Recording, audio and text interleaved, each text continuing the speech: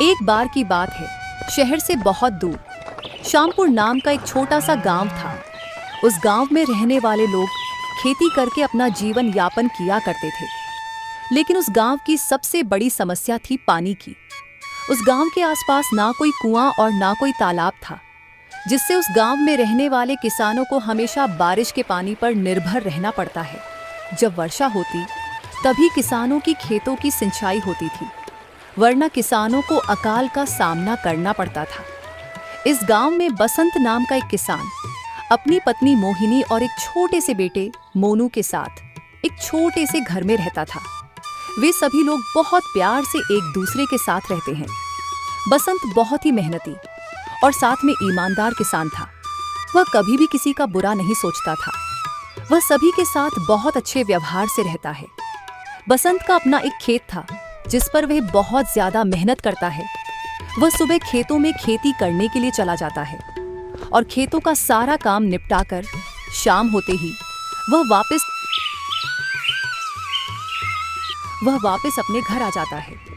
बसंत की मेहनत की वजह से उसकी फसल काफी अच्छी होती थी और अच्छी फसल होने के कारण उसकी फसल काफी अच्छे दामों पर बिक जाया करती थी, जिसके कारण बसंत की दिनचर्या बहुत अच्छे से कट रही थी।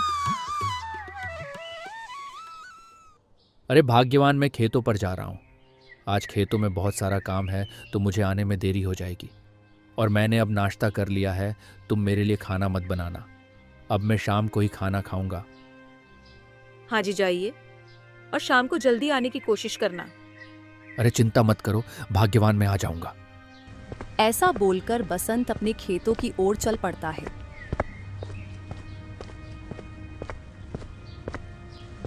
और वह अपने खेत में पहुंच जाता है।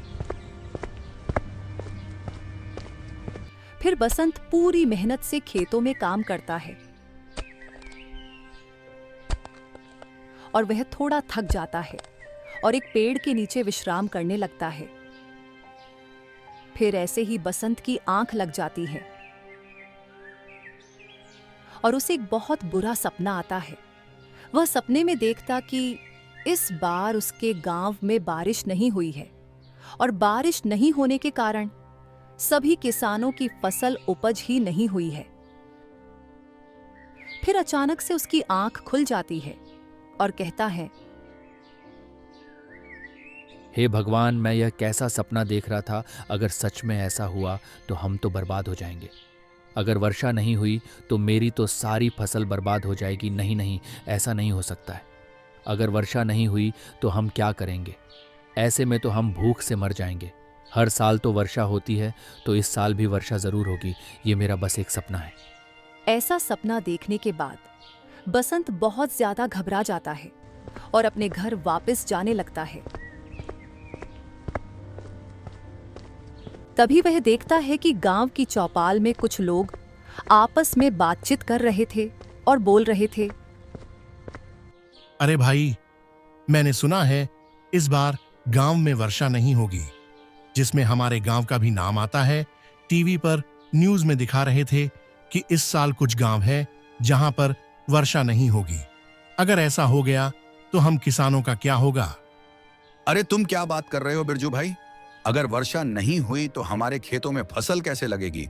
और अगर फसल नहीं लगेगी तो हम खाएंगे क्या? ये तो बहुत बड़ी समस्या पैदा हो गई है भाई। क्या करे भाई, अब तो लगता है कि भगवान का ही सहारा है, वही कुछ कर सकता है। भला हम गरीब किसान क्या कर सकते हैं?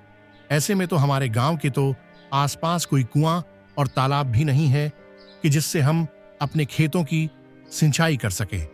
हम तो केवल वर्षा के पानी पर ही निर्भर है। अगर वर्षा होती है तो हमारे खेतों की सिंचाई होती है, जिससे खेतों की अच्छी फसल आती है। और अगर वर्षा ही नहीं होगी तो सिंचाई कहां से होगी और फसल कहां से आएगी? हे भगवान, ये क्या हो गया? मैंने जो सपने में देखा था वह सच होगा, यानी मैंने जो देखा था वह सही था। अगर वर्षा नहीं होगी तो मेरी फसल तो बर्बाद हो जाएगी और उपज ही नहीं हो पाएगी। नहीं नहीं, ऐसा नहीं हो सकता है। मुझे कुछ ना कुछ तो सोचना ही होगा। अगर फसल ही नहीं हुई तो हम खाएंगे क्या? एकमात्र फसल ही तो हमारा सहारा है, जिससे हमारा जीवन यापन होता है। और अगर वही नहीं उपजी तो हमारे पास तो और कुछ नहीं है फसलों के सिवा। नहीं नहीं, मुझे कुछ उपाय तो सोचना ही होगा। ऐसा कहते हुए बसंत घर की ओर चल पड़ता है और वह बहुत ज्यादा उदास हो जाता है। फिर घर पहुंचते ही मोहिनी बसंत से, अजी आ गए आप, बैठिए, मैं आपके लिए खाना लगा देती हूँ। क्या हुआ जी, आप इतने परेशान क्यों दिख रहे हैं? क्या हुआ? अरे मोहिनी, गांव के लोगों का कहना है कि इस बार वर्षा नहीं होगी। इस बार गांव में अकाल पड़ने की संभावना है। अगर ऐसा हुआ तो हमारी फसल तो उपज ही नहीं पाएगी, और फसल नहीं हुई तो हम खाएं क्या? ऐसे में तो हमारे हालात बहुत ज़्यादा खराब हो जाएंगे। हमारे पास खेती के अलावा कोई और साधन नहीं है घर चलाने का। हाँ जी, यह तो बहुत बड़ी मुसीबत हो जाएगी। हमें पानी पीने के लिए भी नहीं मिल पाएगा। भगवान करे ऐसा कुछ ना हो। हाँ भाग्यवान, ये तो सभी गांव वालों के लिए बहुत बड़ी समस्या खड़ी हो जाएगी। मोहिनी, अब हमें कुछ ना कुछ तो करना होगा। ऐसे में तो हमारी फसल क्या, साथ में हम भी बर्बाद हो जाएंगे। ठीक है, जो होगा वो देखा जाएगा। हम कुछ ना कुछ सोच लेंगे। पहले आप खाना खा लीजिए। पूरे दिन खेतों में काम करने पर आपको बहुत तेज भूख लगी होगी। ठीक है भाग्यवान, तुम खाना लगा दो। ऐसा बोलकर बसंत खाना खाने लगता है। उसका आज खाने का मन बिल्कुल नहीं था। बसंत खाना खाने के बाद सो जाता है, लेकिन उसे नींद नहीं आ रही थी और वह बहुत ज्यादा चिंतित हो जाता है और सोचने लगता है, हे भगवान, अगर वर्षा नहीं हुई तो फसल का क्या होगा? ऐसे में तो सब खत्म हो जाएगा। नहीं, मैं ऐसे नहीं होने दूंगा। मेरी फसल बर्बाद नहीं होगी, मैं ज़रूर फसल लगाऊंगा। और वर्षा नहीं हुई तो क्या हुआ, कुछ ना कुछ तो उपाय मैं ज़रूर निकाल लूंगा। लेकिन मैं अपनी फसल ज़रूर उपज करूंगा। मैं ऐसे बर्बाद नहीं होने दूंगा। बसंत उदास मन से ऐसा सोच ही रहा था कि तभी बसंत का ध्यान बिरजू की बात पर जाता है और देखता है। क्या करे भाई, अब तो लगता है भगवान का ही सहारा है। अब तो सब कुछ ऊपर वाले के ही हाथ में है, वही कुछ कर सकता है। भला हम गरीब किसान क्या कर सकते हैं? हमारे हाथों में कुछ भी नहीं है। ऐसे में तो हमारे गांव के आसपास कोई कुआं और तालाब भी नहीं है कि जिससे हम अपने खेतों की सिंचाई कर सके और फसल को बर्बाद होने से बचा सके। तभी बिरजू की बात से बसंत को एक उपाय सूझता है और वह सोचता है, अरे हाँ, यह सही रहेगा।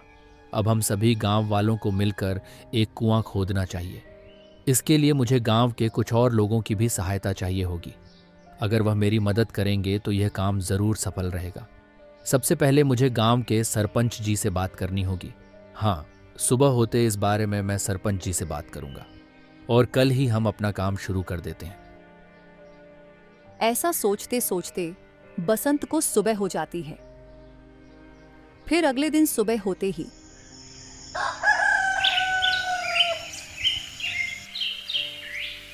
बसंत गांव के कुछ लोगों से मिलता है और उनको फसल बचाने का और पानी की आवश्यकता को पूरा करने के लिए अपनी सलाह देता है। मेरे प्यारे किसान भाइयों, जैसा कि इस बार सुनने में आया है कि हमारे गांव में वर्षा नहीं होगी, तो ऐसे में तो हमारी फसल नहीं हो पाएगी और हमारा पूरा परिवार भूख से तड़पता रहेगा। हमें कुछ ना कुछ तो करना ही होगा। हमें अब हाथ पर हाथ धरकर नहीं बैठना चाहिए। अब हम सभी को संगठन की जरूरत है। अरे, बात तो तुम्हारी सही है बसंत भाई, पर हम कर ही क्या सकते हैं? हम भगवान थोड़ी है जो जरूरत पड़ने पर बारिश करवा लेंगे। नहीं भाई, ऐसी बात नहीं है। हम चाहे तो इस समस्या को दूर कर सकते हैं। मैंने एक उपाय सोचा है। हमारे गांव में एक भी कुआं या तालाब नहीं है। अगर हमारे गांव में कोई कुआं या तालाब होता तो वर्षा का पानी उसमें इकट्ठा किया जा सकता था, जिससे वर्षा ना होने पर भी हम कुएं या तालाब का पानी इस्तेमाल कर सकते थे। लेकिन हमारे गांव में कोई कुआं है ही नहीं, तो हमें ही मिलकर गांव में एक कुएं की संरचना करनी होगी। इसके लिए हमें गांव के सरपंच जी से बात करनी होगी। अगर सरपंच जी इस बात से सहमत हो जाए तो हम कल ही काम शुरू कर देते हैं। बसंत भाई, तुम सही कह रहे हो। अब हमें इस समस्या का हल मिल गया है। अब हम जरूर एक कुआं बनाएंगे। चलो, अब हम इसके बारे में सरपंच जी से बात करते हैं। वो हमारी जरूर मदद करेंगे। ऐसा विचार करके सभी गांव वाले सरपंच जी के पास जाने का निर्णय लेते हैं। फिर गांव वाले सरपंच जी के पास चले जाते हैं और अपना विचार उनके आगे रखते हैं। सारी बात सुनने के बाद सरपंच जी, हाँ किसान भाइयों, ये तो तुम सही कह रहे हो। गांव में कोई कुआं या तालाब ना होने की वजह से किसानों को बहुत दिक्कतों का सामना करना पड़ता है और गांव के सारे किसान केवल वर्षा पर ही निर्भर हैं। अगर हमारे गांव में कुआं होगा तो वर्षा ना होने पर भी लोग अपने खेतों की सिंचाई कर सकेंगे। तुम ठीक कह रहे हो बसंत, हम कल से ही गांव में कुआं खोदने का काम शुरू कर देते हैं। तुम सारे लोगों को मिलकर गांव में कुआं खोदना होगा और जमीन की चिंता मत करो। मेरे घर के पीछे जो जमीन है उसी में आप सब लोग मिलकर कुआं खोद लेना। शुक्रिया मालिक, शुक्रिया। अब आपने हमें हिम्मत और जुटा दी है। अब हमारा काम और भी आसान हो जाएगा। अरे बसंत, इसमें शुक्रिया की क्या बात है? तुम्हारा यह सुझाव बहुत अच्छा है। इससे हमें जीवन की एक नई किरण और मिल जाएगी। शुक्रिया तो हमें कहना चाहिए तुमको, क्योंकि यह विचार तो तुम्हारा था। अगर तुम इसके बारे में नहीं सोचते तो शायद हम कभी भी ऐसा विचार नहीं करते। ऐसे वे लोग आपस में बातचीत करते हैं और बसंत के इस पानी की समस्या के सुझाव की प्रशंसा करते हैं। फिर सरपंच जी भी इस विचार से सहमत हो जाते हैं और कुएं की खुदाई के लिए अपनी जमीन दे देते हैं। फिर अगले दिन सुबह होते ही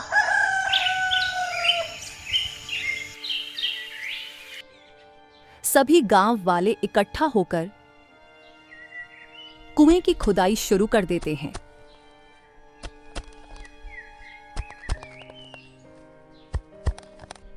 कुछ दिन ऐसे ही खुदाई का काम चलता है। फिर कुछ दिन बाद कुएं की खुदाई गहराई तक पहुंच जाती है और कुआं तैयार हो जाता है। फिर कुएं में थोड़ा पानी नजर आता है। पानी देखकर सभी लोग बहुत खुश होते हैं। अरे देखो भाइयों, कुएं में पानी निकल गया है।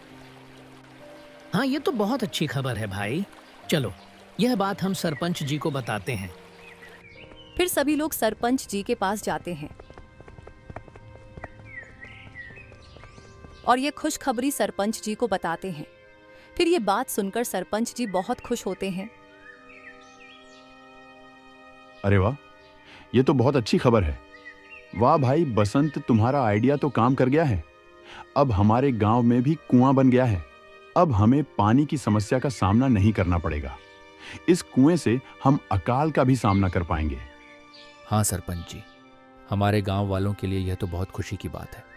अब हमारी फसल भी नष्ट होने से बच जाएगी। अरे भाइयों, आखिर हमारी मेहनत रंग तो लाई। अब हमारे जीने का एक और जरिया बन गया है। अब वर्षा नहीं होने पर भी हमें अकाल का सामना नहीं करना पड़ेगा, क्योंकि अब हम इस कुएं से सिंचाई करके फसल को उपज कर लेंगे। इस प्रकार वे लोग आपस में बातचीत करते हैं और आज सभी गांव वाले बहुत खुश थे, क्योंकि अब उनके गांव में भी कुआं बन गया था और अब उन्हें पानी की मुसीबत का हल मिल गया था। अब सभी गांव वालों की पानी की आवश्यकता की आपूर्ति हो जाएगी और बारिश न होने पर भी अब फसल खराब नहीं होगी। अब सभी गांव वाले कुएं के पानी से सिंचाई करते हैं और बसंत भी अपने खेतों की सिंचाई करता है और उसकी फसल बहुत अच्छी उपज होती है। फिर वह उस फसल को बाजार में बेच देता है और अच्छा खासा मुनाफा कमा लेता है। सभी गांव वाले वर्षा न होने पर कुएं के पानी से सिंचाई करते हैं और अपनी फसल उपज करते हैं। इस प्रकार बसंत के इस विचार के कारण सभी लोगों को जीने की एक उम्मीद मिल गई थी और सभी लोग बसंत का शुक्रिया करते हैं और सभी लोग खुशी खुशी अपना जीवन यापन करते हैं।